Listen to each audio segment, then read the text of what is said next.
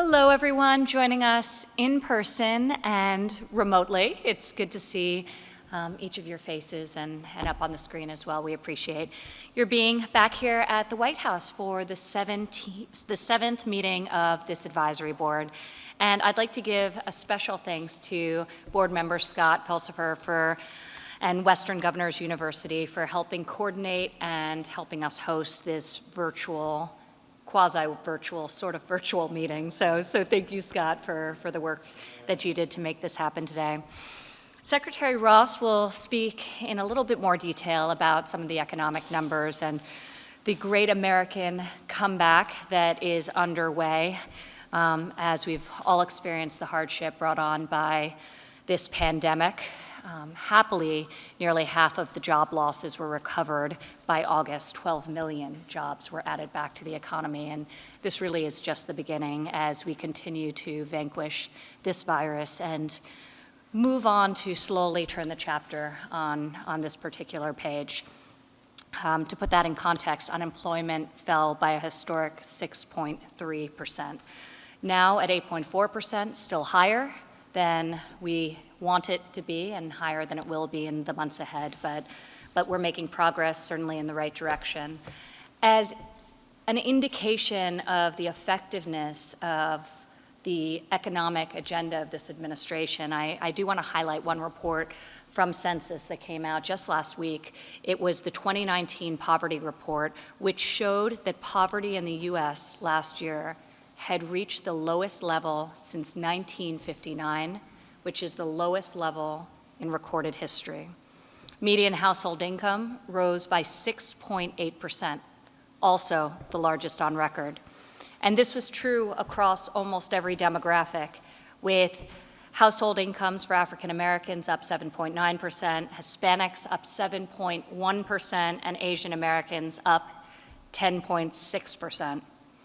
The Wall Street Journal said these income gains weren't magical. Policy changes mattered. Employers competed for workers by increasing wages and digging deeper into applicant pools. Rising economic growth lifted all classes. And that really brings us back to why we started this board to begin with, and the genesis of, and the problem we were trying to solve for 3 years ago. The economy was really starting to boom, and for the first time last year, for 12 consecutive months plus, there were actually more job vacancies than there were Americans who were able to fill them. So last year alone, 72% of all the new jobs were secured by people fully on the sidelines of the economy coming back into the workforce. Well, clearly times have changed, but this same commitment to the long-term investment in student and workers is more relevant than ever before, and the mission of this board is more critical. So we appreciate everyone's commitment prior to COVID, and now, of course, the renewed commitment as a result of COVID. Today we have a few announcements. One of them is to welcome Robert Smith from Vista Equity Partners as the newest board member. Robert is joining us virtually. Hi, Robert. Robert. Thank you. Robert has been a great champion for improving access to capital in distressed communities. Our earliest conversations were improving opportunity through education, incredible supporter of the administration's actions on HBCUs. As many of you know, last year the president signed into law permanent funding for historically Black colleges and universities, and generally promoting opportunities for all Americans through opportunity zones and through other vehicles. So Robert, your voice will be a great addition to the board going forward, and we appreciate you being with us today. Thank you so much. Happy to be here. Thank you, Robert. Since the last meeting, I'll just fill you in on a couple of things that have happened from a federal level. All agencies have received guidance on implementing the EO, so that's record speed on production of guidance, on skills-based hiring by the federal government. By the end of this year, the EO will have fully gone into effect. So once again, as we did with paid family leave for the federal workforce, the United States government will lead by example and value skills and competency of the federal employees over sometimes antiquated credential or diploma requirements. So we're quite excited about that. That progress. Industry-recognized apprenticeships are well underway, and today the Department of Labor announced the first group of organizations to start approving IRAPs, expanding apprenticeships into new and emerging sectors. So it was very important for us to move the apprenticeship model into industries that really have none whatsoever. So in the tech space, in the healthcare sector, and these grants and this focus will help us do that. So we're quite excited about this IRAP program. And the Department of Education will soon announce over $125 million for short-term training, helping workers to document skills so they can easily share them with employers. So we're very excited that the first of many of these workforce discretionary grants will incorporate what everyone around this table has been working so hard on, which is the learning and employment records. And that will be incorporated into all the new grants going forward to help us build that ecosystem for LERs. Today's meeting, which is a good segue, is actually focused on these learning and employment records, otherwise known as LERs. And there are 3 pilots demonstrating the future pathways for employment to quickly match talent with employer needs and therefore reduce friction in the hiring process for everyone. This morning, the White House recognized 9 companies receiving the Pledge to America's Workers Awards, and several of the winners are joining us here today. And these companies are amongst the many who signed our pledge and were really notable in the work that they've done during this period of coronavirus. So Advisory Board member Marilyn Houston of Lockheed Martin was one of the recipients of the award. Chip Rogers from the American Hotel and Lodging Association, who joins us here today at the meeting, also a recipient today. Julie Duffy with Textron, and Matt Shea with the National Retail Federation. So we appreciate the great work of these private sector players and industry associations for advancing the President's call to action to invest in American students and workers. So I would like to, at this moment before passing it along to Secretary Ross, open up the floor for 1 minute to Julie from Textron to talk for a moment about the reskilling of the workforce of Textron, specifically during COVID and potential lessons for the board. Well, thank you very much. And I will remove this so I can speak. We are honored to have received the award and particularly honored to have been in the company of the other recipients. It was really a true testament to private companies working with educators and the government to promote the ways of getting our workers into a new way of working and particularly into the new skills that are demanded by work today. Some of the things that we did during the COVID crisis was to, like other companies, think about how do we continue the career development and the skills development of our workers when most of our folks and our trainers were at home. So we quickly moved to using technology platforms to both engage our workers, from everything to having employees volunteer to do a storytelling hour so people could work during that time period, to actually doing our leadership development programs virtually and completely virtually. So it was really an interesting time. I was very proud of our workforce who quickly shifted to a new platform. They had the patience they needed to remember who was muted and who wasn't muted. But we found that we were able to continue to develop professionals and non-professionals in the skills with the virtual tablets. We made tablets more readily available for those on the factory floor. Most of our manufacturing workers continued to work at 100% through the crisis when everyone was home. We have brought nearly all of our office workers back to the office at this point in time so that we can support those folks on a more personal level. But in the meantime, we've been able to learn quite a bit about how to bring a broader scope of our employees together now through these virtual learning sessions so we can have our sessions with folks in Germany and in China, with the people in the United States, and that we can use the folks in Rhode Island, can be connected to the folks in Kansas, and connected to the folks in Texas all at the same time, and learning together. Thank you so much, Julian. Thank you for joining us today, and congratulations on being an award recipient. I'd now like to turn it over to my co-chair on this task force, the amazing Secretary Ross. Thank you, Ivanka, and thank you for your vision in organizing the American Workforce Policy Advisory Board and for guiding our work over the past 18 months. The board's focus and action makes it truly unique among advisory councils. To our board members here in the Indian Treaty Room and on video conference, thanks for your continued civic commitment and rapid responsive engagement on behalf of American workers, especially during the COVID-19 pandemic. We pray for the victims of the deadly virus and also for those on the front lines of our global battle against it. When we last spoke in May, coronavirus had begun to introduce abrupt and difficult changes to daily life. But I have optimism as we make progress through the recovery period and as our economy shows resurgence. We've seen encouraging changes in the financial markets, in real GDP projections, and in the workforce, indicating that we are holding to a standard and steady pattern of economic recovery.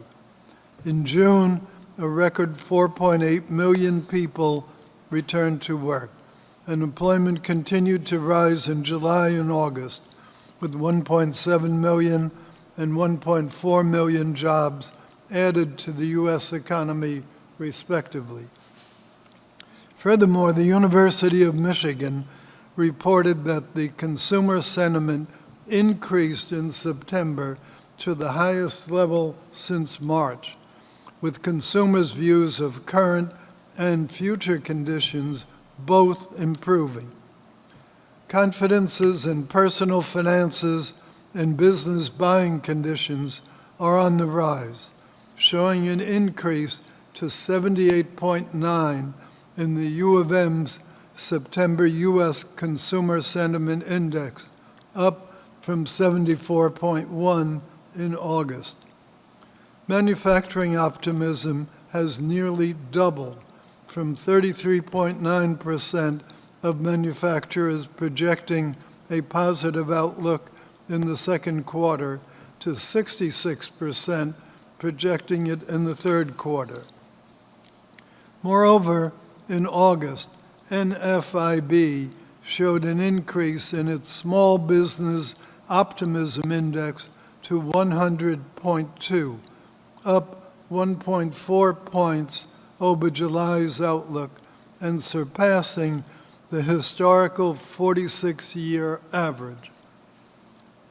Our economy is indeed proving its resilience, due in no small part to President Trump's success in lowering taxes, reducing regulations, and implementing fair trading practices that level the playing field for American industry. We've seen these policies reduce unemployment and poverty to historic lows, as Ivanka mentioned, across all demographic groups. In 2019, unemployment fell to a 50-year low of 3.5%, and unemployment for minorities and women were at their lowest in recorded history. And the poverty rate in 2019 declined for all major race and origin groups, falling to 10.5%, its lowest since estimates were first released way back in 1959. We are fortunate that these positive impacts, a direct result of the President's policies, allowed us to tackle the coronavirus fight from an initial position of strength. With that said, many of the underlying workforce challenges that you've been working on since before the pandemic's onset will remain with us after it ends. So it's important that this board continue on its mission. Today's meeting will be a little different from previous ones because we will largely focus on a single transformative topic, learning and employment records, or LERs. As you know, in Washington, we can't help but putting acronyms for everything, so LER is a new one. These digital records of learners' and workers' skills, competencies, and experience can provide the technological backbone of a skills-based labor market. From very early on, this advisory board prioritized building on existing efforts to create an interoperable digital learning record that includes education attainment, non-traditional learning pathways, experience, professional affiliations, and other certifications to help job seekers attain better jobs. I'm happy that today we will see the fruits of 3 unique and collaborative pilot efforts from IBM, from Salesforce, and from Walmart. Thank you, Mark, for joining us and for your Salesforce team's effort. I'm looking forward to the presentations that you, Doug, and Ginny have prepared for us today, along with your guests, Adam Kaplan, Alex Kaplan, and Andy Trainer. Afterward, we will hear from Scott Pulsifer, and Governor Holcomb will present a new white paper on LERs that builds on lessons learned from the pilots and outlines a path forward. The technology is fascinating, but what we need now are real examples of LERs providing real value to American workers, businesses, and educational institutions. The path forward will outline how government can do much more to support LER expansion and adoption. Later, Tim Cook will update us on the Find Something New campaign, a terrific partnership with the Ad Council that helps connect workers with training and apprenticeship programs where they live. Then, Barbara Hampton, Mike Pirawa, Al Kelly, and Johnny Taylor will present 2 new focus areas for this board to take on through this year and into next year. So again, thank you, all of you, for joining today's important meeting. Our efficient discussions and truly substantive actions that have followed from those discussions are thanks to the many hours that you and your teams dedicate to supporting American workers. On their behalf, thank you. Ivanka? Thank you, Mr. Secretary. And as I turn it over to Scott to lead the discussion and introduce the LERs and to moderate a series of White House pilot presentations, I want to reiterate the importance of these real examples that will enable us to develop and scale LERs and create a robust ecosystem. And this administration's commitment to fueling that through all of our grants as well. So, Scott, thank you for the work you're doing on this front, and I'll kick it over to you. Thank you, Ivanka. Thank you, Secretary Ross, for that lead-in. And as you well know, government isn't the only sector that loves acronyms. It's like our human code in technology and higher ed everything else. So I think we'll hear more of that today. My role is primarily to work as traffic control as we traverse across the pilots that we'll see today. So without kind of further ado, Governor Holcomb, let me turn some time to you to let you introduce the work that's been going on within the Digital Infrastructure Working Group. So Governor Holcomb. Well, thank you, Scott. Thank you, Advisor Trump, and to the amazing Secretary Ross and the rest of the board. for your dedication to ensuring the advancement of everything that we're talking about, all the strategies that are aimed at skilling up the American workforce. Also, Scott, a special just thank you to you and especially your team. It's just been a real joy to work with you on this, as we've all been laser focused for the last weeks and months on making sure that these specific skills and competencies that the American workforce needs to develop in both formal and informal education settings. But Scott, it's just been a true partnership, and as we have been working through all of the myriad of ways to scale both the use and the adoption of LERs. And before discussing the actual pilots themselves and the recommendations to further the efforts around LERs, I did want to take, if I could, just a moment to build off the guiding principles the Digital Infrastructure Group outlined at our last meeting, in particular around advancing broadband access for all and all the partnerships that required in the private sector.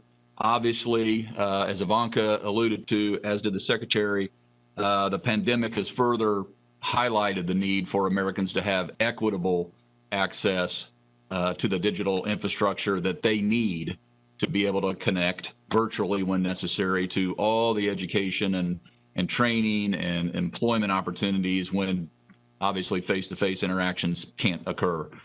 Most on this board, just looking at you all, obviously understood this a long, long time ago. You were leading on this front, but we now all as an American people understand the urgency of this. We have a better understanding of how we can also better operate by expanding our use of digital resources, and therefore it stands to reason our continued economic recovery. And just as a side, Indiana had an unemployment rate of 3.2% this year. We were adjusted up to 17.5, and now we're down to 6.4, and still heading in the right direction, so to speak. But that continued recovery is going to be ever more, I think, dependent upon our ability to provide technological tools for all Americans as the world of work continues to evolve itself.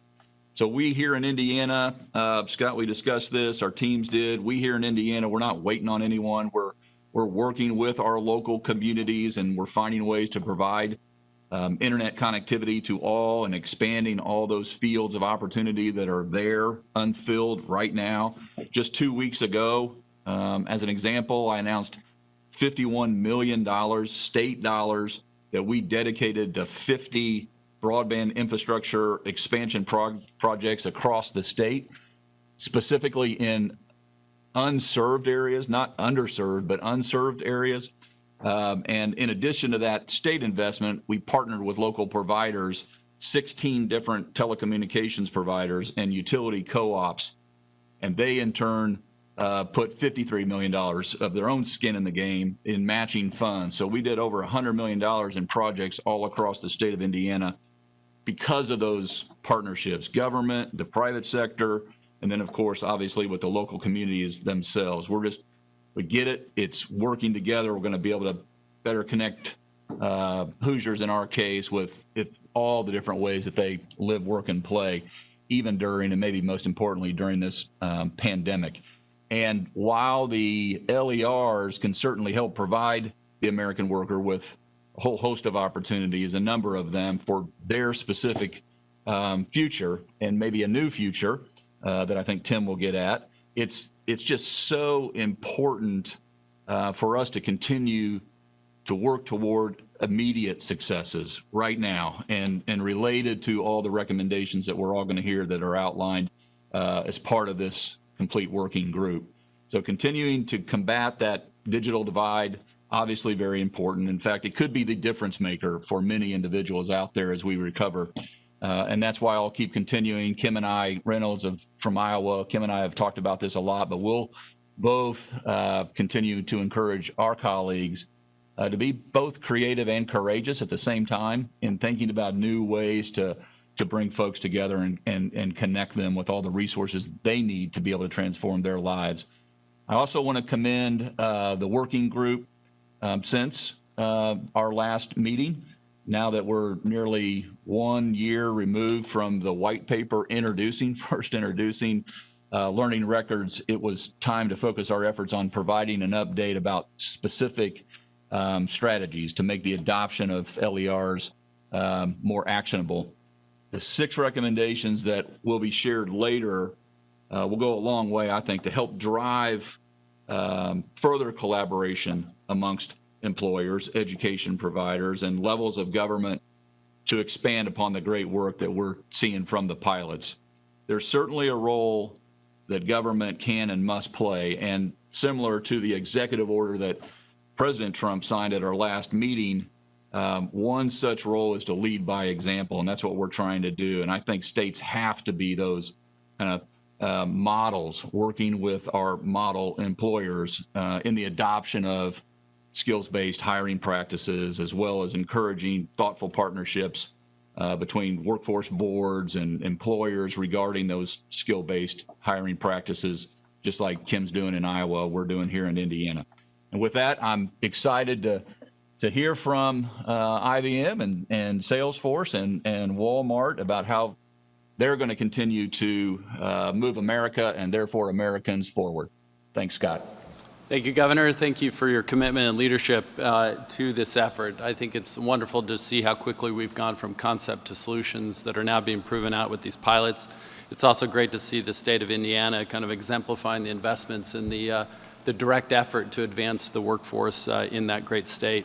I think given the somewhat infrequency of our meetings, it's always great to kind of reset the context of what we're talking about with learning employment records. So the U.S. Chamber has actually produced a video for this to really kind of, again, set the context, as then we'll transition to Ginny in introducing the first pilot with IBM. So if we could cue that video and share that before we go through the pilots.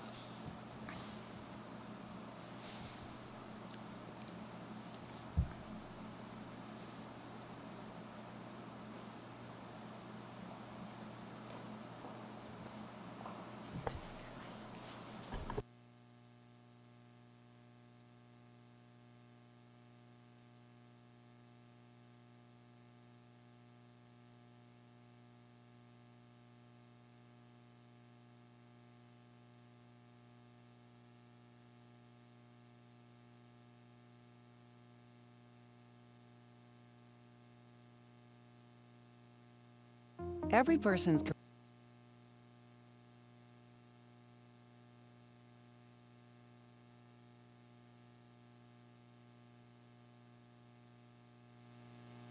and keeping track of the sum of our experience can be difficult. Resumes and education transcripts help, but keeping them up to date, accurate, and verifiable is a constant challenge for students, workers, and job seekers.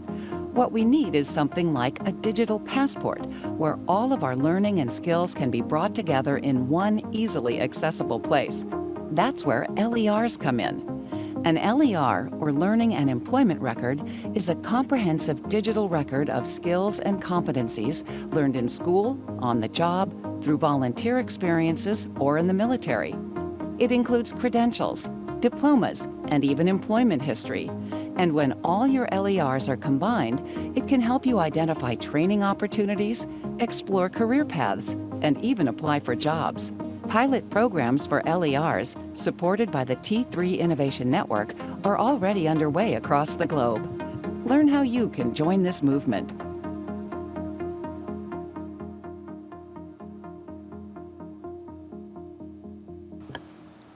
Thank you for that. I think one of the things that we truly believe is that this has an opportunity to transform how we actually think about humans, and that it's not about human capital management, it's really about human potential management, that we really help individuals become their better selves and contribute fully to not only to their advancement, but also the advancement of our workforce, our economy, our society as a whole. So we have an opportunity now to look at these 3 pilot projects, and Ginny, without further ado, let's have you introduce that, which we've been doing with IBM. Okay, so my pleasure and thank you. I mean, I'm so optimistic about what we've accomplished so far in this council and what is still in front of us to do. So my hat's off really to Secretary Ross and to you, Ivanka, as well. So let me start with our pilot, and our is a number of us. So this is not only IBM, it is Scott and Western Governors University, something called the National Student Clearinghouse, a company called IQ4, and Central New Mexico Community College. So this is a pilot that used a blockchain network called the Learning Credential Network. So the Learning Credential Network. So think of it as a network, as I said, powered by blockchain, and the goal is to prove that you could take information from a prospective employee, a human, as Scott just said, an employer, or someone who's helping create the skill, an educator, and they can share information together, feel very safe about it. I can determine how much they see, don't see, and that this can be done in a way with provenance, that I know it's not tampered with either, that it's accurate. So we chose to pilot cybersecurity skills for a couple good reasons. A, there is huge demand out there to this date. B, they're actually hard to document their skills and they're difficult to compare. But C, there are a set of standards out there, so we could map to them.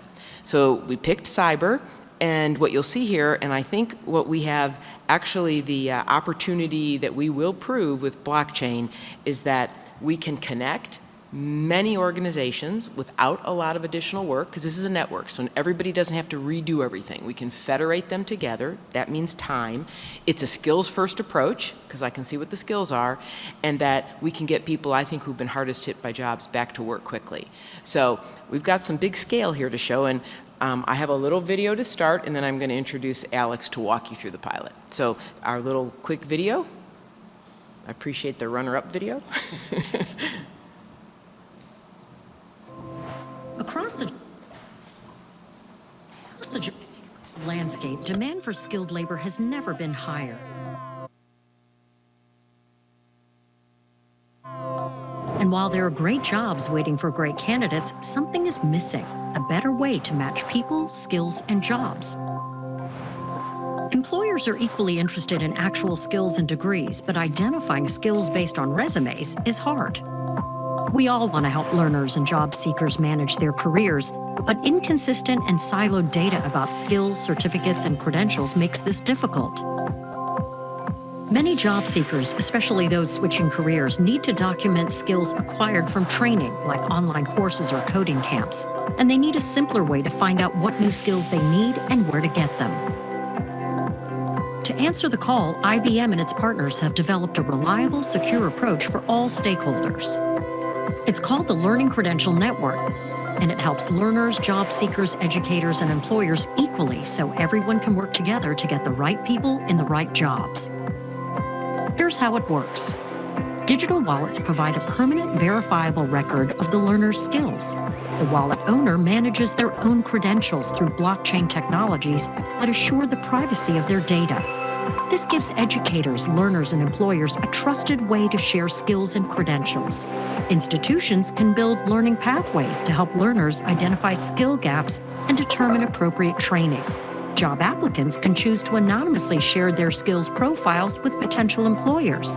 And employers can search for job candidates based on skills to find applicants who best match their requirements. Built on the guiding principles of openness, sharing, and interoperability, the Learning Credential Network is managed by its community of users. In this way, the Learning Credential Network provides an efficient and trusted way for employers, learners, and educators to work together and quickly train and place the right people in the right jobs. We invite you to join the Learning Credential Network and help match great people with great careers. So let me introduce Alex Kaplan, not to be confused with Mark's going to introduce Adam Kaplan. They're not brothers. They're just very closely named. But Alex is from our consulting team that does transformation, and he is our global thought leader on how to apply these advanced technologies to build a workforce. So he has been working away on this pilot. Alex, over to you to show it to everyone. Great. Thank you, Ginny, and thank you all for the opportunity to be here. Our work in this area began in 2018 when IBM began to look at how advanced technology could support the transition to a skills-based economy and new-collar jobs. So what I'm going to describe for you today is the IBM Security LER pilot, and we're going to talk about the learner's journey from high school to a best fit job in cybersecurity. If we can go to the next slide. IBM and its partners focused on three primary objectives throughout this pilot. In the work that we've done with the National Student Clearinghouse, Western Governors University, Central New Mexico Community College, and IQ4, we've been able to show a provable approach to learning and employment records at scale as an infrastructure. So the three objectives we focused on were, first, creating a trusted and verified record of academic and skills achievement. This record is stored on the blockchain to assure that it's secure, accurate, and tamper-proof. Second, we created a wallet for learners to safely store and control their lifelong record of achievement, thus providing the student with a single place to bring together all their credential skills-based work from their cradle to career journey. And third, we created a compassing application that, using industry-aligned career pathways, provides career guidance based upon a student's specific skills, thus allowing each individual to have a high degree of specificity about what they need to do for their own career path. And they can also use those same skills to identify paths for people to build skills they need through classes or work. Next slide. So let's take a look at what we've built to make this easier for everyone. The challenge for an individual is identifying the specific skills gap they have from their previous work or education to get the career that they want. Or perhaps they would like to, or they need to switch their own careers. So what we want to be able to do is provide them guidance on analogous careers that they can use many of the same skills that they've already accumulated over the course of their journey. The compassing tool that we've built is a solution that makes that possible by aligning skills with career pathways and educational opportunities to build those skills. Employers face the mirror problem, which is finding the right people with the right mix of skills for their open jobs. To do that, they need access to verifiable information about a person's skills, so they can first identify possible candidates based on trusted skills, and then they can reach out to them to see if they're interested in talking further. The employer search part of our solution makes that possible in a secure and private manner. Next slide. Since all credentials are on the blockchain, both the learner and the employer know that the skills-based information is tamper-proof, trusted, and verifiable. In addition, it allows everyone to see the provenance of the credential and information about what skills were earned as part of receiving that credential. As a result of having this information, consequential decisions about hiring, promotion, admissions, etc., can be more quickly and confidently made about any particular individual. As we move towards a skills-based talent marketplace, where important decisions are made about a person's career using their skills data, control and privacy of that data is critical. Our solution puts the learner at the center of control. They alone have the rights to determine whom they share their information with and what specific information they elect to share. In this way, we're both empowering the learner with accurate skills-based information about themselves and giving them control over how it is used. Next slide. So finally, the Cyber Pilot successfully demonstrated a replicable model for a national LER infrastructure. When we set out to do this pilot, our hypothesis was that using existing technologies, we could prove that an LER-type solution was viable and replicable across all industries. As Ginny mentioned, we chose cybersecurity careers because it was a terrific use case to prove out that hypothesis. All the core elements were in place. The NICE framework from the National Institute of Standards for Cybersecurity Careers, college courses from Western Governors University and Central New Mexico Community College that were aligned to that framework, and a large and growing demand for people with these skills. This was not an easy task for our team. We ran into many challenges along the way around standards, technologies, data, vision, and so on. But thanks to an amazing team that crossed all of our organizations, that brought the best minds in the country around policy, around student needs, about institutional requirements, we were able to overcome those challenges, and we proved our hypothesis that a national infrastructure for LERs could be built and that it would provide real value in connecting workers with jobs. Thank you. Thank you, Alex, and thank you, Ginny, and the wonderful team working on this project. I think we can already all start to see the connection between this learning and employment record and the technology infrastructure, and it's connected also to skills-based hiring and the nice synthesis that's going to exist there. And clearly, cybersecurity is a domain that is critical not only for our respective industries, but for our nation as well. Next, I want to turn to Mark Benioff at Salesforce to discuss or introduce the pilot project that was designed to streamline job searching and upskilling in nursing, which is clearly an effort that was made both more challenging but also more important by the current pandemic. So, Mark, I will turn the floor over to you.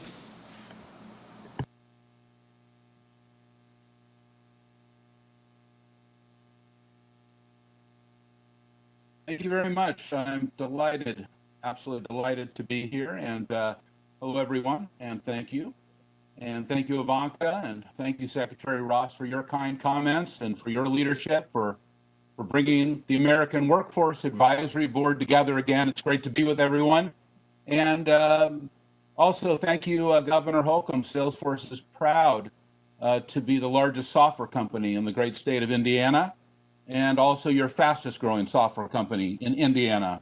And we are absolutely proud to have joined all of you today and also last year in this pledge to America's worker. In fact, in Indianapolis, we pledged to help more than 1 million Americans develop the skills they need to earn Salesforce credentials for top jobs in our ecosystem over the next 5 years. That was a great moment. And Ivanka, thank you for joining us in Indiana and Indianapolis for that great announcement. And it was also a pleasure to join you, Ivanka, in Davos earlier this year as part of the World Economic Forum's Reskilling Revolution, bringing better jobs, education, and skills for 1 billion people, and also to share our best practices with so many other countries and to learn and hear what they're doing, and also to see our work as a true leader in the whole world in this critical area of workforce development. So thank you so much, Ivanka, for coming to Switzerland for that critical announcement. These are critical times for our country and for our world. We all know that.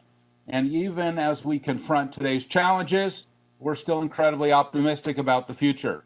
Now at Salesforce, we have 54,000 employees, but we're growing fast. In fact, we're the fastest top 5 software company in the world. Today, we just delivered our last quarter at $5.15 billion, growing at 29%, which just followed a 30% growth quarter. And because of that, over the next 6 months, we're going to add another 4,000 jobs. And over the next 12 months, we're going to add another 12,000 jobs. Many of these will be in the U.S. Many of them will be in the great state of Indiana, Governor Holcomb. And I'll tell you that by 2024, the Salesforce ecosystem is going to create more than 4.2 million new jobs, because Salesforce isn't just a company or an app, it's a platform and an ecosystem. And it will create more than 4.2 million new jobs across the economy and more than $1 trillion in new business GDP. It's been amazing to see how our platform and our ecosystem is creating all this amazing new wealth and value and jobs across the world.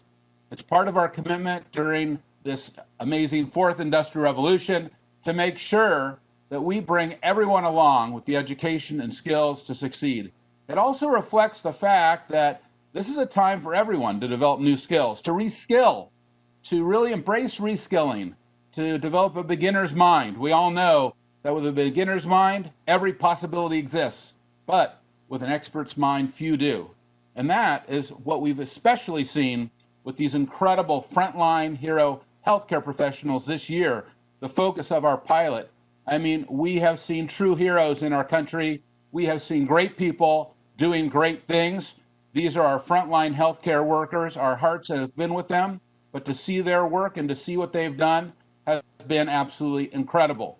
And this commitment to training these workers is the same spirit that is inspiring millions of people to go to our own trailhead.com, which is our own online learning and reskilling program. And it's open to everyone. And we have trained now millions of people for free on trailhead.com. In fact, in many cases, many of these nurses and healthcare workers have been able to get key skills, including contact tracing, which has been so important in the last 6 months. We've trained so many contact tracers throughout the United States who've been battling down this horrible virus. And I'll tell you, they've gotten trained on Trailhead, and they are doing a great job for our country. So thank you to all of them. It's also part of our commitment to what we call stakeholder capitalism, serving all of our stakeholders, including our communities and our workers, that they can thrive so greatly. And that's why I believe so strongly that business is the greatest platform for change. We can see a company like Salesforce who is able to come and help during these incredible times, whether it is supporting contact tracers and contact tracing, reskilling, building new skills, whatever we can do as a company to create value right now. And that commitment to workers and innovation is why we're so excited to be here today. Now, I am pleased to share with you this great work in this incredible pilot project with my great partner, Dignity Health Global Education, an incredible company, to help nurses upskill and thrive in their careers. And I have a tremendous executive here with me who is going to show you just something fantastic. And Adam Kaplan. Adam, are you there? Yes, thanks so much, Mark. It's a real pleasure to join everyone here today, and exciting to see the progress across all the pilots, what IBM is doing, what Walmart is doing, what we're doing, and really showcase our work. So we can go ahead and show the slide if that's okay. And then we'll show the video in a second. If we can start with the slide, that would be amazing. This is really what we're pulling up. While we're pulling it up, this is all about empowering the individual. So it's about the learner to learn anywhere and from multiple sources, and the need for interoperability. We're doing it for the tech industry, as Mark mentioned, and we're excited to see how this can help our customers in every industry, including healthcare. What you'll see in the video we'll play shortly is the power of this LER technology and open standards to upskill, reskill, and enable nurses to take more control over their career paths and their growth. If you look at this slide, you'll see the powerful network created when we link educators or issuers of credentials. This could be a university or a company providing learning on the left here, to an employee or nurse in the middle, and then enabling that learner to share their resume or credentials with their prospective employer in a trusted fashion. All the data is verified and privacy protected. Understanding what skills an individual has or is seeking to gain is powerful, as we can bring them on learning journeys and help them quickly find relevant education and career opportunities. We can also greatly reduce the cost and time for employers to hire. So it's a win for everyone and brings efficiency to the entire network you see here. With our partner Badger and following LER and Open Badge standards, we were able to create credentials that are easily shareable and independently verifiable. With DHGE, Dignity Health Global Education, like Mark mentioned, we reimagined what a nurse's educational and job search experience could look like. And with the great help of Western Governors University, WGU University College, we were able to distill the real-world value that learner and employment records can create for nurses. Also want to thank Robots and Pencils, our great consulting partner throughout this initiative. So with that, let's jump into the video now. If you don't mind, let's roll that. Thank you so much.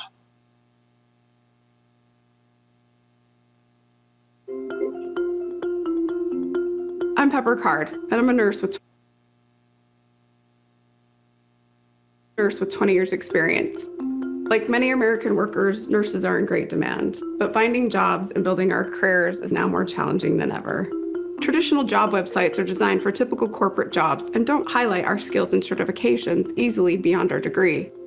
Gathering transcripts, medical certifications, and work history is repetitive and takes a lot of time, which as a nurse, I don't have. Healthcare needs to embrace technology. We need to make it easier for all of us. Welcome to Ultra, a learning and hiring solution powered by Salesforce Customer 360 and Trailhead. Meet Claire, a registered nurse who's hoping to advance her career. Ultra keeps all her information in one place, helping her to learn new skills, earn verified credentials, and connect to job opportunities. While browsing, Claire learns she needs a more advanced degree to compete for management roles. She applies to an online program at Mercy College to learn relevant skills on her own time. Once completed, she adds her new degree and credential to her profile. Ultra now recommends jobs that match her new skills, and recruiters proactively seek her for new roles. With all her information in one place, applying is easy, and Claire can control her data and what to send. With verified and trusted credentials, she quickly advances through video interviews and gets the job. With Ultra, nurses and jobs are matched in minutes instead of months. hospital recruiters have access to a qualified candidate pipeline, spend less time on verification, and can get new hires on the front lines where they're urgently needed. As her career grows, the learning doesn't stop. Ultra recommends more advanced education opportunities. Powered by interoperable standards, Claire's degree is instantly recognized. Ultra is a springboard for nurses, empowering them to learn new skills, earn trusted credentials, and connect to opportunity, while enabling hospitals to efficiently recruit the best talent, saving millions. Ultra has the potential to transform the nursing profession and set an example for the future of the American healthcare workforce.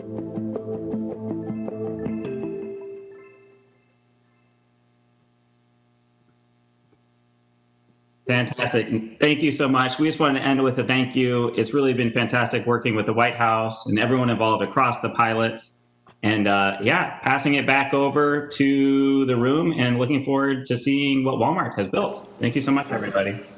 Thank you so much, Mark and Adam. It's been a pleasure to partner with you as well, especially with WGU being the largest nursing college in the country. This is a much-needed space for innovation. So lastly, we'll turn the time to Doug McMillon at Walmart, where they've made pretty sophisticated investments in developing the talent pipeline over the years and positioning Walmart to both embrace and lead on the LAR technologies. So Doug, we'll turn the time to you.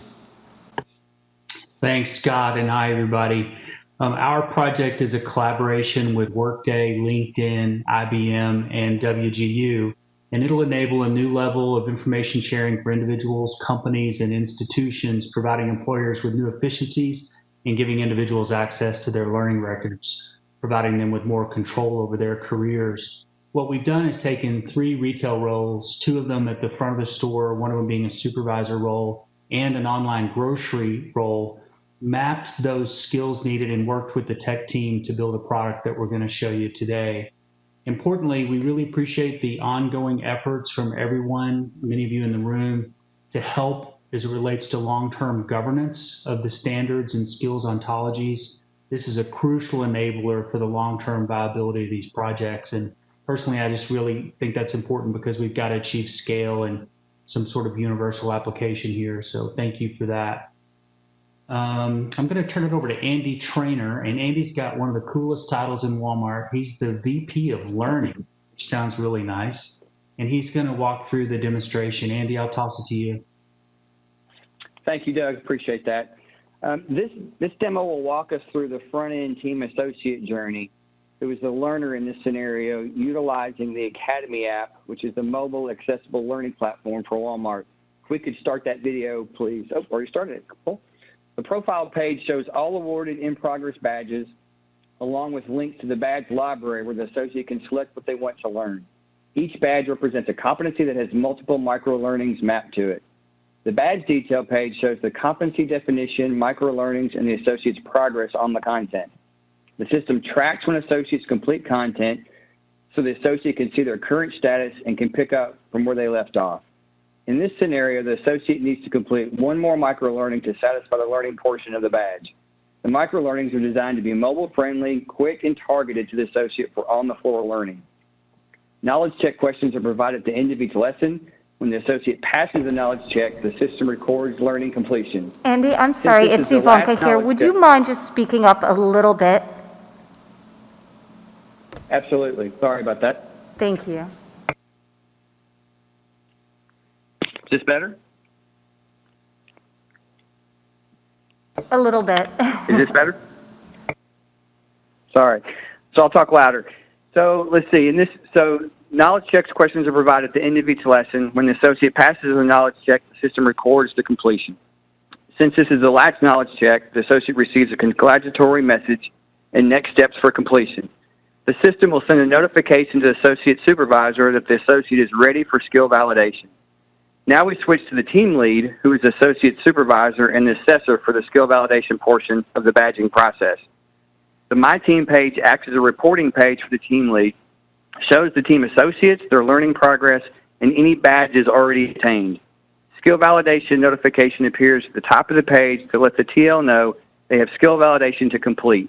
Supervisors are prompted by a checklist to validate which skills an associate has demonstrated while on the job. Checklist items comprise of business-critical skills that are expected for the associate's role and normal job duties. Once the team associate has filled all the requirements, the TL can award the competency badge. Now we'll revisit the team associate's view to see what they can do with the newly awarded badge. Once the team lead completes the review, the associate will receive a notification that they have earned a badge. Once the badge will appear in an awarded section with a new icon above it. In the background, the system maintains metadata of all the skills required to earn the badge. This information is vital to our ability to share credentials.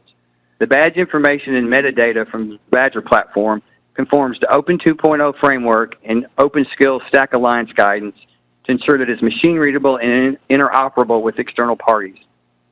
From here, an associate can share their badges to platforms like Way2 or Workplace. On the Way2 platform, the associate can accept the badges they earned and display them in a digital badge wallet. The new badge will show as a pending credential that the associate can accept in order to display. All the supporting competency definitions and skill descriptions are transferred to the digital wallet.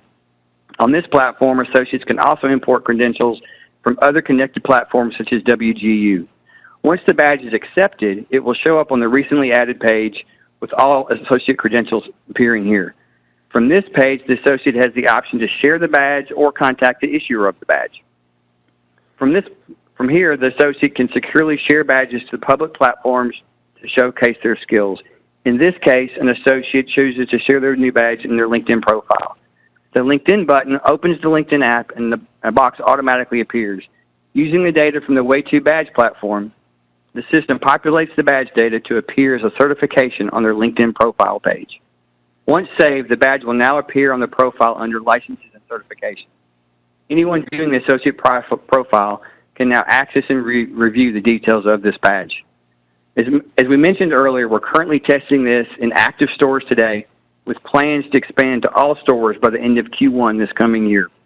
We appreciate the partnership with LinkedIn, IBM, Workday, and WGU, along with the support of the White House during this pilot, and we are excited about the opportunities this will provide for our customers. Thank you.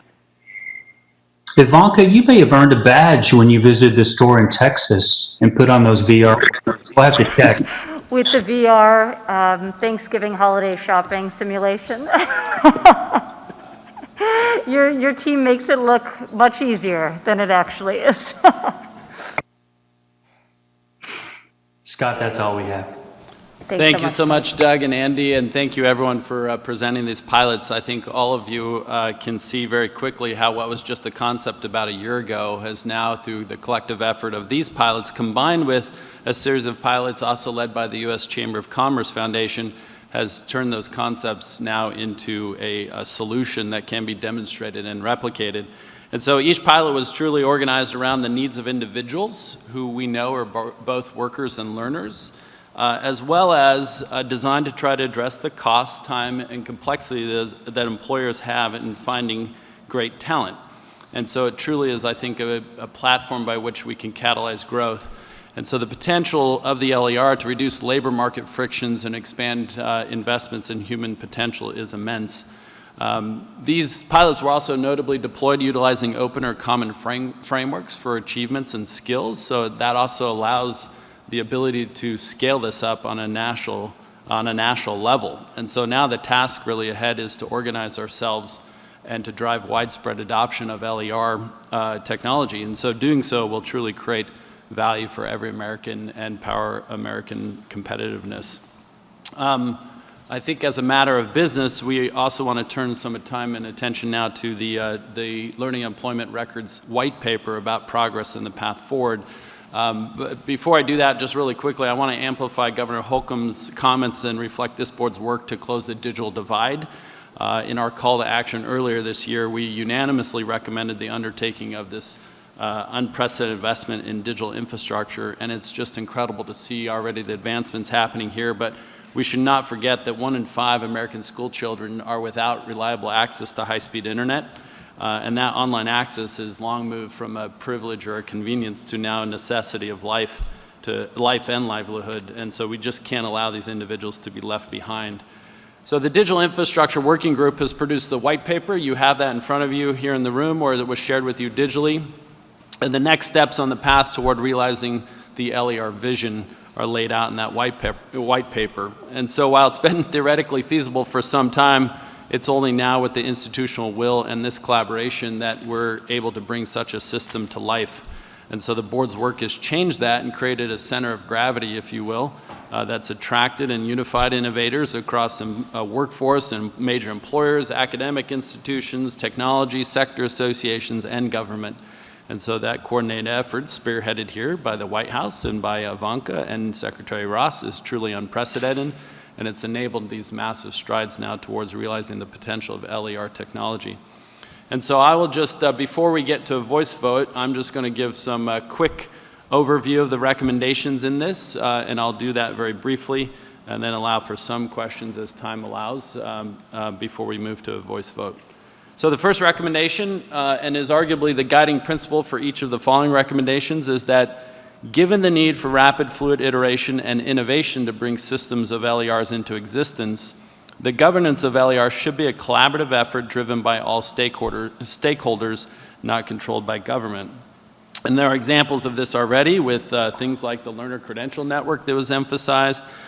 We also have the T3 Innovation Network in U.S. Chamber, but also the recently announced Open Skills Network last week, which is a coordinated effort of over 40 employer, academic, technology, and government and nonprofit organizations. Second, it is critical that we drive adoption of LERs. Federal and state governments can take a range of approaches to advance this goal, including establishing collaboratives with key stakeholders, provide available resources to advance skills-related work within their jurisdictions, conducting regional needs analyses, and continue to drive additional pilot projects and disseminating key information. Third recommendation is we must catalyze core infrastructure investments for LERs. Governments have a role to play in catalyzing private sector activity. Small grant programs can spur significant private sector innovation and investment, and as we've seen in the case of recent grants by the Department of Education. All levels of government should explore how they can deploy funding to stimulate private sector funding and partnership. Fourth, governments have a role to play in coordinating stakeholders in the LER ecosystem, such as the White House has done to date. The National Council for the American Worker should continue to play a role in advancing collaboration. Fifth, governments and private sector employers should adopt skills-based hiring practices, the reference I had before around the connection between the LER and the skills-based practices. And this was catalyzed by the White House executive order in June, is already being extended and implemented, which is wonderful, as Governor Holcomb has done in Indiana, and members of this board have the opportunity to model best practices and influence broader adoption of a skills-based approach. And last, we should modernize regulations wherever possible to accommodate and encourage the adoption of LER systems. This includes regulatory changes around data usage and exchange, as well as specific processes such as student loan applications, unemployment insurance claim processing, and guiding unemployment beneficiaries to training programs such as is happening in Indiana. So those are the recommendations, but before a voice vote, I think we could offer a little time if there are any questions or comments.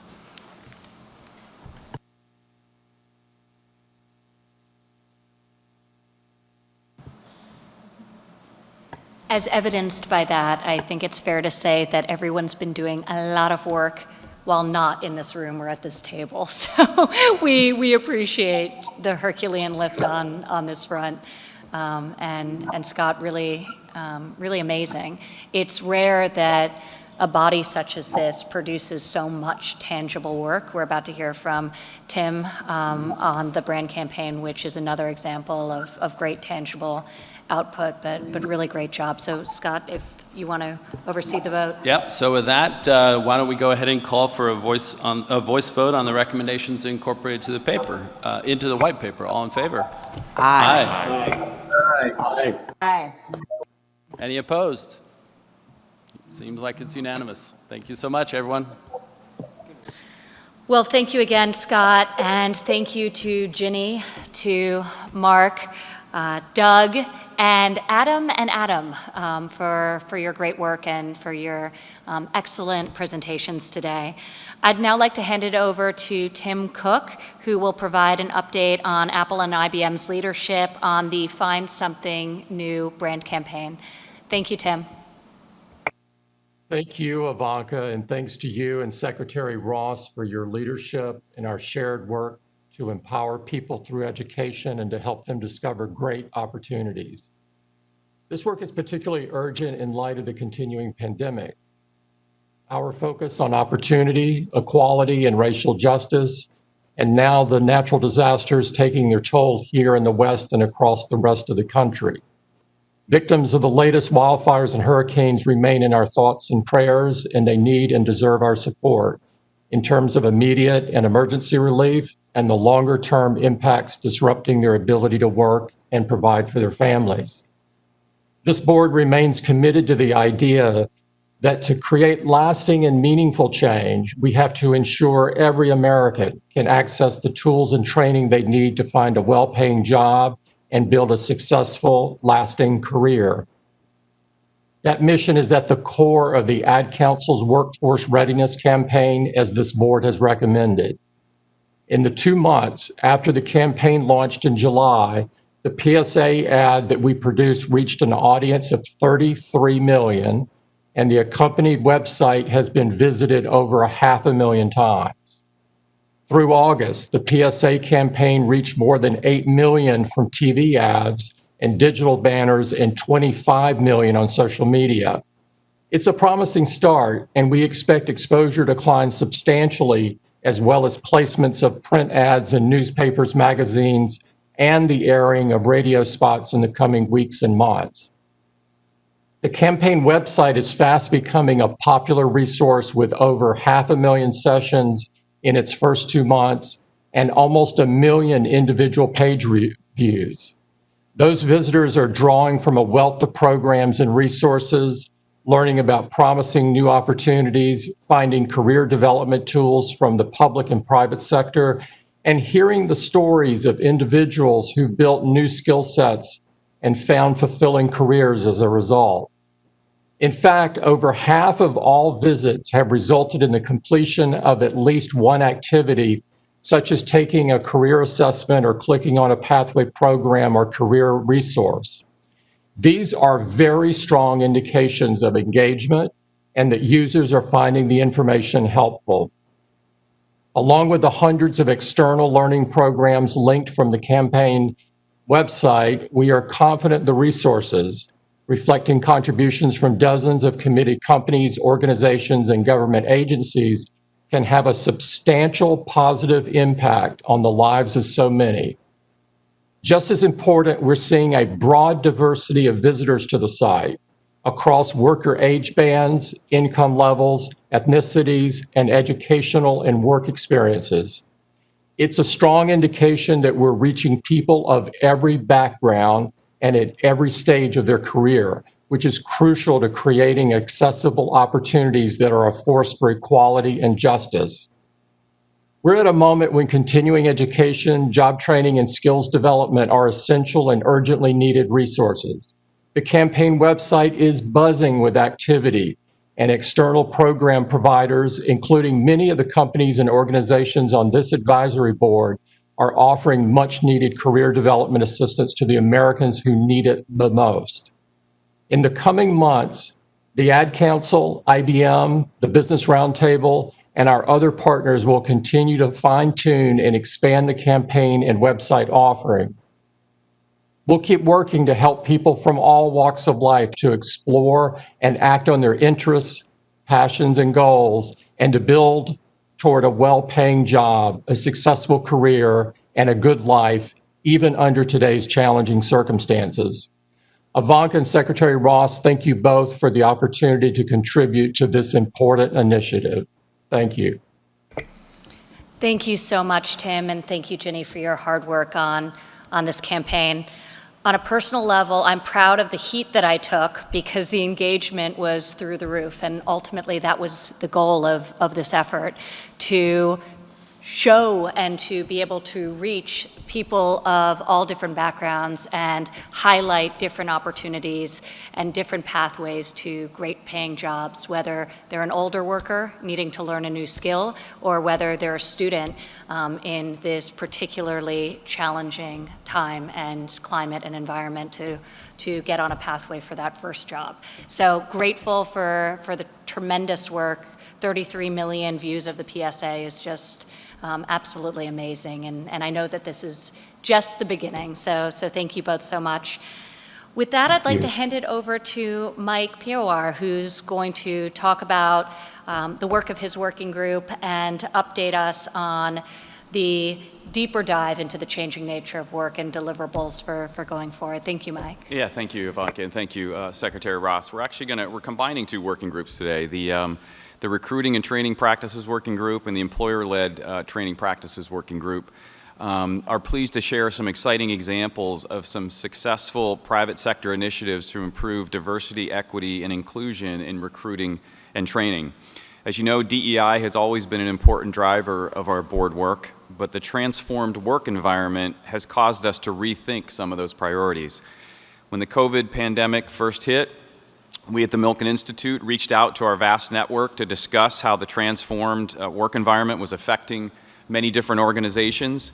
Those early conversations focused almost exclusively on the challenges of the transformed work environment. Over time, those conversations have actually shifted to new opportunities that have arisen. One of those opportunities is to push diversity, equity, and inclusion efforts in new directions. Barbara Humpton will share how Siemens is taking a new DEI lens to their entire organization. Al Kelly will then talk about how Visa has taken advantage of the flexibility of the transformed work environment in their inclusion, equity, and diversity efforts. And finally, Johnny Taylor will talk about new DEI opportunities that SHRM has created from working with their members in a broad range of industries. With that, Barbara. Thank you, Mike. And thank you, Secretary Ross and Ivanka, for challenging us to keep thinking innovatively as we continue to work through this advisory policy board. And what I'd like to do is share just a couple of comments about the things we've done, really looking forward to working with colleagues in this new combined working group. You know, these last 6 months have really changed it all. We've had to come to work in new and different ways. As COVID-19 took hold, Siemens had to equip 20,000 employees with the PPE and things they would need to continue our essential service to critical infrastructure all across the U.S. And we also had to rapidly equip 30,000 employees to be able to work virtually and to make sure that we could be as productive as we were before. And I think a lot of people have been asking, hey, when are things going to get back to normal? But we're actually not thinking that way. We're not going back. We're going forward and thinking about how we can embrace some of the things we've learned to make our future even more effective than our past ever was. Examples of this are things like bringing remote learning into our permanent plans. At Siemens, we made a commitment that the new normal for us will include 2 to 3 days a week working from wherever. There's not a requirement to be in the office. This is not about time in our chairs. This is about the productivity and the output, the things we accomplish. So that's our new normal, and we think that's going to be not only attractive, but actually is going to help accommodate more people who really need to balance and blend their work lives. Diversity of thought, our situations, our economic conditions, all of those play a part in how each person is adapting to the new normal. And we have a very simple motto that we take care of each other. We're embracing those who are different and working together. This really represents the next step in the way we work as a technology company and in our industry, supporting infrastructure across the US. And there's still a bigger opportunity here, which is leveraging this new model to bring about the changes we wish to see in hiring and recruitment. So the things we've seen today from our learning and employment record colleagues is going to really be empowering all of us. Our de-emphasizing reporting and paper credentials and now emphasizing more what we accomplish and the skills and credentials we bring to the table is going to be empowering. So looking forward to working with Mike as we bring our working group to the table, but also with our co-chairs Al Kelly and Johnny Taylor. And let me pass this over now to Al. Thank you. Hey, Mike and Barbara, thank you so much for your remarks, and Ivanka and Secretary Ross and my board colleagues. It's good to see everybody. I thought I'd provide a little bit of additional context. We're clearly in some kind of new normal, or maybe it's a next normal. And the reality is that every employer is going to have to be flexible in how they manage their workforce and the needs of their employees in the future. The majority of us are continuing to work at home during this incredibly extraordinary time. And the lines are blurred between home and work. In fact, recently, a Visa vice president said to me, Al, are we working from home or are we living in our office? Which I thought was a very interesting way to put it. At the same time as we think about flexibility, the country continues to face unacceptable social injustices and other factors, as Tim alluded to, the terrible fires that we experienced on the West Coast and the aftermath of the terrible air quality out there as well. Clearly, the pandemic has transferred workers, and the workplace, and many transformations are going to be required, and much more will happen. This advisory board has begun to examine the changes and is already identifying some common themes and practices that would be replicated in workplaces across the country. But certainly at the top of the list is the need for flexibility and agility for both employers and employees alike. And let's face it and be frank about it, we're still all trying to figure this out. And then remote working, as Barbara alluded to, and by the way, I think Visa is going to be in a very similar mode in the long term that Barbara defined for Siemens. But remote work also might present opportunities for people to broaden the scope of companies for whom they can consider working if geographic constraints are broken down by the fact that people don't necessarily have to be in established offices and established places. Since the onset of the pandemic, recruiting, hiring, onboarding, and training have all transitioned online, and our work group has begun to incorporate an evaluation of the new strategies employers have adapted to in terms of hiring, retaining, and training. And existing talent is leading to a leading practices report that led to the leading practice report that we published in June. Whatever the future of work is, I do think we have an obligation to ensure that it's inclusive, equitable, and diverse. And this means providing greater opportunities for those populations in our societies that have been overlooked or underrepresented in our workforces. The advisory board has begun to look at this issue as well, and inclusion, equity, and diversity efforts need to be strengthened and built to make sure that the pool of eligible Americans really increases post the pandemic. At Visa, we have recently announced a few new pathways to help build diversity. In June, we announced a $10 million 5-year Black Scholars and Jobs program. And this is our first year where we're going to offer scholarships to high school seniors who are Black or African American. We're going to work with them through college. So we have an ongoing relationship with them. And if they do their part, they'll have a guaranteed job at Visa when they graduate. We've also made some real commitments, which I know a number of my colleagues have as well, in terms of extending inclusion and diversity. And so we've made a commitment that within 3 years, we'll increase the number of underrepresented vice presidents and above in Visa in the United States by 50%. And in 5 years, we'll increase the number of underrepresented employees in total in the United States by 50%. Net, this pandemic has caused massive disruption and will also drive a good deal of permanent change. And I think the board must recognize this change in our planning.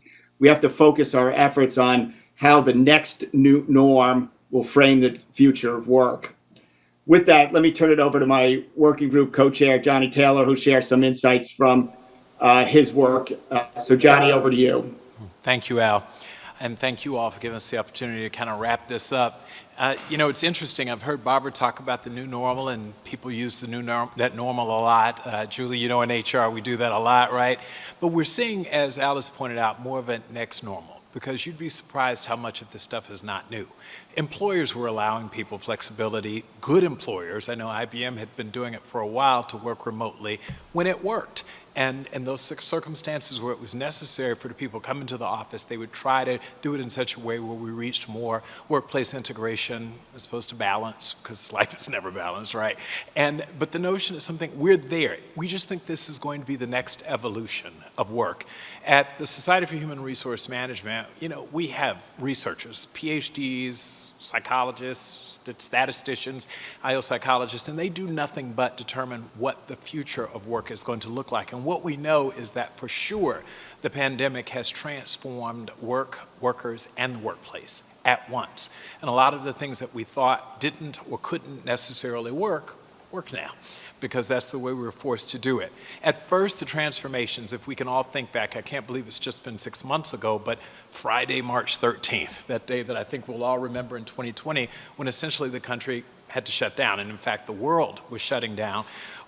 We had reactions. Of course, we shut down. We were busy trying to figure out how to get people to, Wi-Fi, laptops, all those things so that they can access the technology so they continue to work. And then we moved into phase 2, which was making sure that we weren't losing something special, employee morale, employee culture, which is, we worked so hard. I remembered a number of the CEOs in this group speaking out about the importance of culture, where you lose something when the workplace changes, how work is performed. This board and SHRM has begun to examine these changes, and we want to make sure that we don't jump out and make rash decisions. What we observed from March through June is very different from what we're observing right now in the workplace. So this is very fluid, and we want to be careful. Thus, we are asking our researchers to follow this. What's really nice is we have a pretty good concrete beginning, March, and we're going to follow this longitudinally and figure out how much of this is actually changing in the workplace permanently or is in response to a temporary crisis.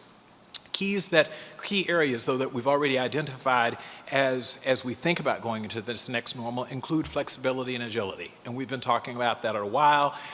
In the past, work from home was either a perk or, sort of an accommodation. Those are the two reasons that you kind of did it as a general practice. And now many of us are questioning, do these jobs need to be performed? That particular job, not an entire organization. I was smiling when Julie pointed out that a significant number of their workforce are back in the workplace. And so jumping to some conclusion, one CEO says, I'm going to let my people work remotely. Another says, I'm not, I want people back. There's no value in remote work.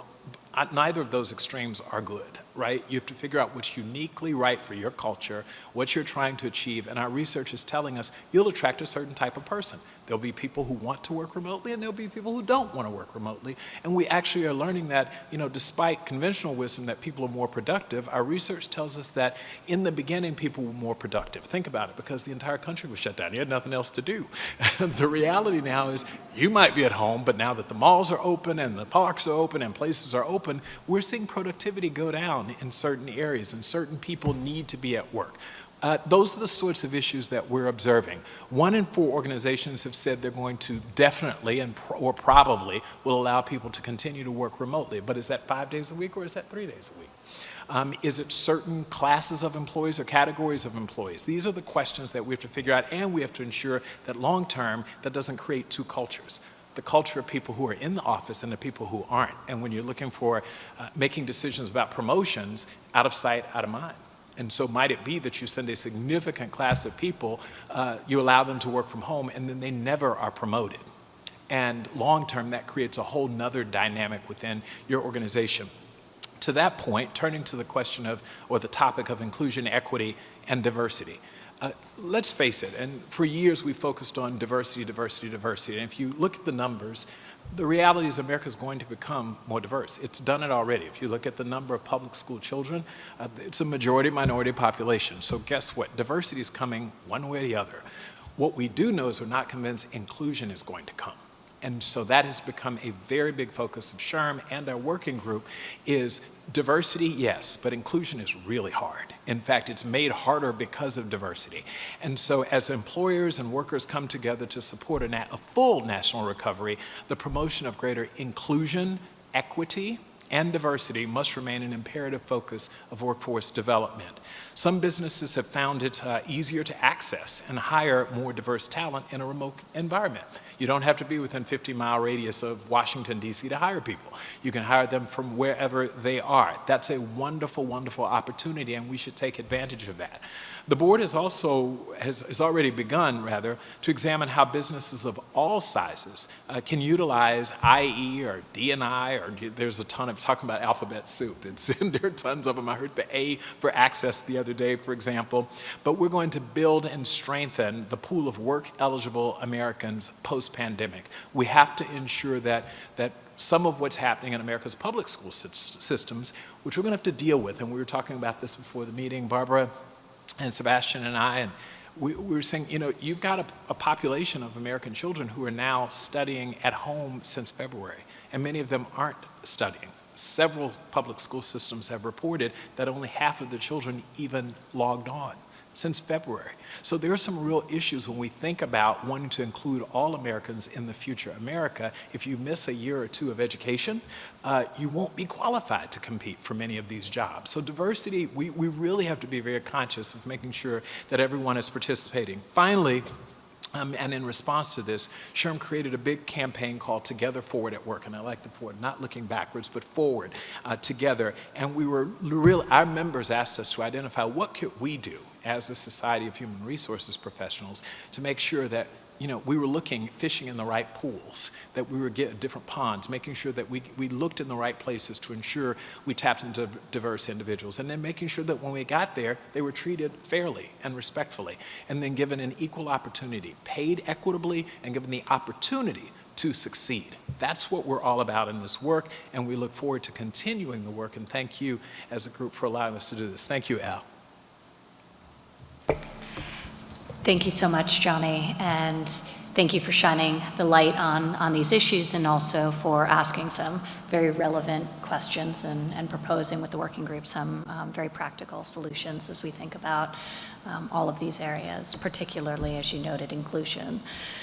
Lastly, and wanting to keep on schedule, I'd like to recognize the member Jay Box, who's been on this council since the very beginning with Kentucky Community and Technical College System for brief remarks. Jay is retiring from the school that he is at and from the council as well. And Jay, we appreciate your hard work and thank you for your incredible contribution here and elsewhere, and good luck on your retirement. So if you'd like to say a couple of words, Jay, we'd love to hear from you. Yes, this is my last meeting of the advisory board. But before I go, I would like to thank the President, Secretary Ross, and of course, Special Advisor Ivanka Trump for not only having me on the board, but also for all the good work this group has done these past 2 years. We haven't just talked about problems facing our nation's workforce. We have created avenues to solve those problems. I'm especially proud of the Multiple Pathways campaign that we created together. I believe that this campaign has the potential to make a real difference in lives across the country. And today's presentations on the LER reinforces the importance of our partnerships between education and business and industry to truly advance our American workforce. Also, I want to give a special shout out to the other higher education leaders on this board. I applaud the great work you have done during this pandemic in becoming more innovative in your course delivery and your virtual support for students. This month, I am retiring as the president of the Kentucky Community and Technical College System. And in looking back on my tenure at KCTCS, especially in the last few years, it has been remarkable to see what we have done in Kentucky be mirrored by this board. I hope I was able to lend my experience in these initiatives to the group. It has been an honor to work with the members of this board and the staff. I wish you all continued success, and I stand ready to help in any way you need it in the future. Thank you.